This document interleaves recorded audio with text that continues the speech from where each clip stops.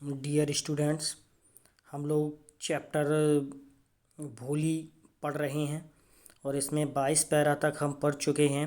Para number 23 पे हम आते हैं और इस पैरा नंबर 23 में दिया है what a shameless girl. Shameless means क्या होता है? बेशर्म। और व्हाट अ शेमलेस कितनी बेशर्म, गर्ल मीन्स लड़की, कितनी बेशर्म लड़की है। वी ऑल थाउट हम सब ने सोचा था। She was a harmless dumb cow. Harmless मतलब सीधी सादी, डम्ब मीन्स गूंगी, ठीक, काउ मीन्स गाय, कि ये एक सीधी सादी गूंगी गाय है।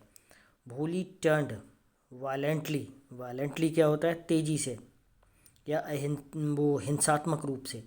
ऑन द ओल्ड वुमेन, भोली वृद्ध महिला की ओर तेजी से मुड़ी। यस, हाँ आंटी, चाची, हाँ चाची। यू आर राइट, तुम सही कह रही हो। यू ऑल थाउट, तुम सब ने सोचा कि आई वॉज अ डम्ब, कि मैं कौन हूँ? एक गूंगी हूँ। ड्राइवन काउ, चालित गाय, मैं एक गूंगी चालित गाय हूँ। दैट्स वाई, इसलिए you wanted to hand me over to his heartless creature. Heartless मतलब क्या? हृदयहीन। क्रेचर प्राणी या जीव, इसलिए तुम मुझे इस हृदयहीन प्राणी को सौंपना चाहते थे।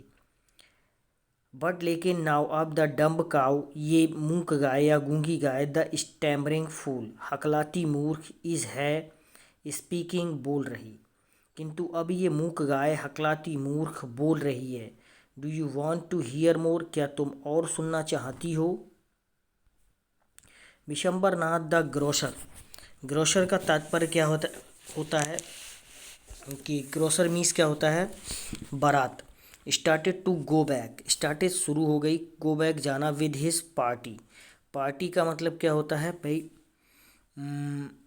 पार्टी कहते हैं कोई भी प्रोग्राम जो विशेष अवसर पर किया जाता है। पंसारी बिशंबर नाथ अपनी बारात के साथ वापस जाने लगा। द कन्फ्यूज्ड बैंड्समैन, परेशान बैंड वाले, थाउट सोचा, this was the end of the ceremony. Ceremony अर्थात समारोह, कि ये समारोह का अंत था। And struck up a closing song, और उन्होंने एक समापन गीत बजाना शुरू कर दिया। Ramlal stood rooted to the ground, Ramlal जमीन पर दृढ़ होकर खड़ा रहा। स्टूड खड़ा रहा, रूटेड दृढ़ होकर। His head bowed low with the weight of grief the same. Grief क्या होता है? दुख, और शेम क्या होता है? शर्म। उसका सिर दुख और शर्म के भार से नीचे झुक गया था। द फ्लेम्स लपटें ऑफ द सेक्रेड फायर, पवित्र अग्नि, slowly died down, slowly died down, slowly धीरे धीरे, डाइड डाउन बुझ गईं। पवित्र अग्नि की लपटें धीरे धीरे बुझ गईं। Every one was gone, gone, हर कोई जा चुका था, यानी सब चले गए थे। रामलाल टर्न टू भोली, रामलाल भोली की ओर मुड़ा। एंड सैड, और कहा, बट वाट अबाउट यू, किंतु तुम्हारा क्या? No one will ever marry you now, अब कोई तुमसे विवाह नहीं करेगा। What shall we do with you, हम तुम्हारा क्या करेंगे? नेक्स्ट पैरा पे आते हैं और लास्ट पैरा है चैप्टर का। क्वेश्चन हम स्कूल में डिस्कस करेंगे इसके, कि किस तरह से यहाँ से क्वेश्चन बनते हैं।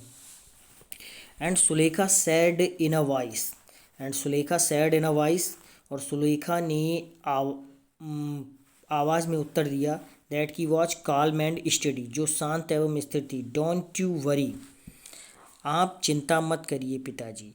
इन योर ओल्ड एज, आपकी वृद्धावस्था में, I will serve you, and mother I will teach in the same school where, मैं आपकी एवं माँ की सेवा करूँगी और उस विद्यालय में ही पढ़ाऊँगी। वेयर, जहाँ, I learn it so much, जहाँ मैंने इतना सीखा।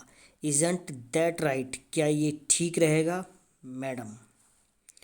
The teacher had all along stood in a corner, all along stood in a corner, शिक्षिका इस पूरे समय एक कोने में खड़ी होकर, वॉचिंग द ड्रामा, इस नाटक को देख रही थी। यस, हाँ, भोली, ऑफ कोर्स, हाँ भोली, बिल्कुल, सी रिप्लाइड, उसने उत्तर दिया। And in her smiling eyes was the light of a deep satisfaction, deep गहरी, और सेटिस्फैक्शन संतुष्टि। उसकी हाँ में उनकी मुस्कुराती आंखों में ही गहरे संतोष की चमक थी। दैट एन आर्टिस्ट फील्स, जैसे कि एक कलाकार में होती है। वैन कंटेम्पलेटिंग का अर्थ होता है विचार विमर्श करना। द कंप्लीशन मतलब पूर्णता। ऑफ हर मास्टरपीस मतलब सर्वोत्कृष्ट रचना। जैसे किसी कलाकार को महसूस होती है कि वह अपनी सर्वश्रेष्ठ रचना के पूर्ण होने के विषय में विचार करता है।